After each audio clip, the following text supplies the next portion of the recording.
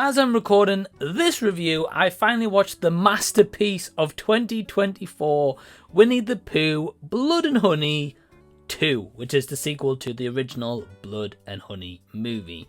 Once again, we've got Rhys Frake Waterfield back in the director and the writer's chair, bringing us this sequel. But does it improve over the first movie? Yeah and no.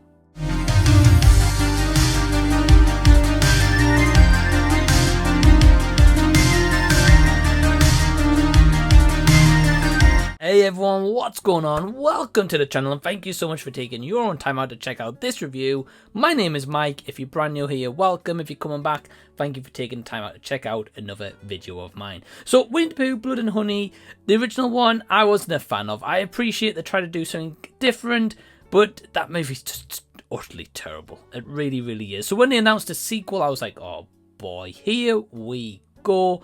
But I can definitely say this has a lot more positives to it than the original first outing. So at least they've taken some of the absolute travesty of what made that first movie and implemented changes here to improve it slightly. And I can definitely respect that, and I can also respect the fact that this is a production company that has spent very minimal budgets on both of these movies, and both of them have made a successful return. So at least, you know, kind of brings work in for actors, it brings work in for the director and the writer, of course, Rhys Frake Waterfield. It also just brings at least some kind of return on a horror movie on a very small budget. I can always appreciate like indie filmmaking and the fact that they try to do something a little bit different, especially with the Winnie the Pooh IP.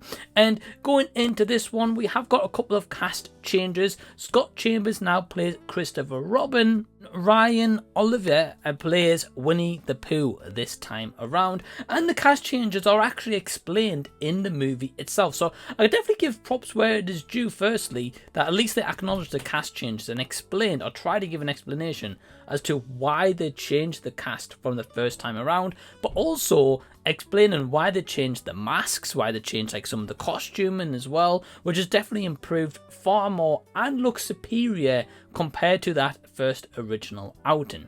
Now, going into a little bit more of positives, the acting this time around is a little bit better. We've got Tallulah Evans, who plays Lexi as well, and I think that her and Scott Chambers as Christopher Robin, I think that they both do an okay job. They're not terrible, they're at least trying to give like a committed performance with the material that they're given, and the practical effects have definitely ramped up. They're definitely more taken care of, and they look a little bit more realistic than the first one. But going into those negatives, some of those practical effects look absolutely stupid. For example, right, the opening scene of this movie was trying to be like a Terrifier homage, and I can appreciate they were trying to do that, but it just went so stupid. Like, it's so unbelievable. So for example, in this movie, it's so easy for these like monsters, for example, to break an arm and like just like bend the arm upwards straight away when they broke it. It's like literally no hard work, nothing. Like one little tug and it's like, oh, there's the crack of the arm, and then there's a crack of the leg. And this just happened throughout the duration, and I was like, it's making the kind of kills and the broken of bones on these humans very unrealistic, to the point it was just so stupid. You couldn't help but laugh at how what a dumb idea, right? Like, you just have to kind of laugh at how stupidity this goes on.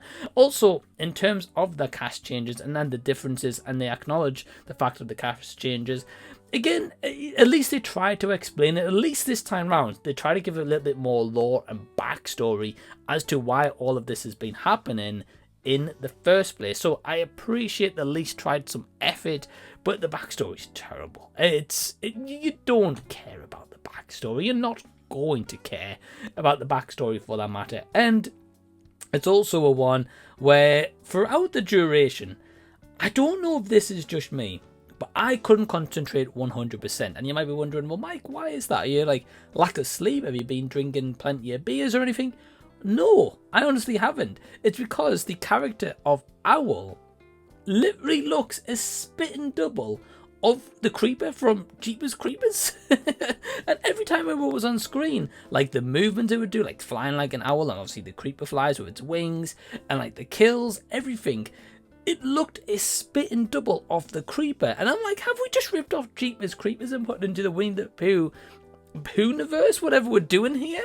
Like, why have we made that decision? Why do they look so alike? Like, why have you made a mask essentially on the Creeper design? Like, why could we have not done something a little bit more unique and something a little bit more different? Instead, we've just kind of done a copy and paste of a known IP and put it into this production.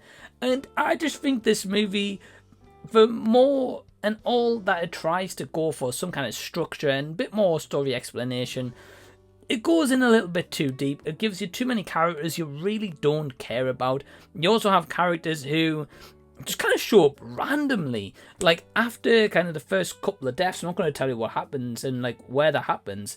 There's a guy that comes up and he's like, oh yeah, I'm going to get revenge on my girl. You never know who his girl is. We never find out who it is. It could be a stranger from all these years ago. I'm guessing it is also caused recent events, but it's never explained. So you kind of just as an audience being like, okay, I'll just take that at face value. Yeah, I'm guessing that's going to be related with that. But sometimes you just don't get those explanations. This movie, as much as it tries to give some form of story, I think it would just been better just going so stupid, so off the wall, focus more on practical effects, maybe have a couple of less actors, have used a bit more of that budget on more of the practical effects, and maybe hire another like a practical effects artist and give us just like a really bloody, fun, gory time. And you get that at points, but then the serious element just kind of takes away from the whole thing.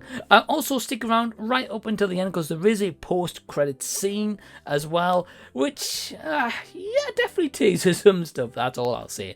So my overall score for Winnie the Pooh Blood and Honey 2 is between a 1.5 and a 2 star out of 5. I can say that there was parts I was bored and I thought it was, like, you know, too serious for its own good, but there was some parts I actually didn't mind overall. Have you seen this movie? Are you going to check it out? Let me know down below in the comment section so we can continue discussion down there. If you've liked this video, give it a thumbs up, subscribe to the channel if you already haven't. Big thanks to all my awesome Patreons who help to really support the channel. Really does mean a lot, and if you want to join Patreon, click the link down below in the description box for only £2 per month. In the meantime, click over here to see more reviews of mine that you may have missed, and until the next time that I see you guys, I'll be seeing you later.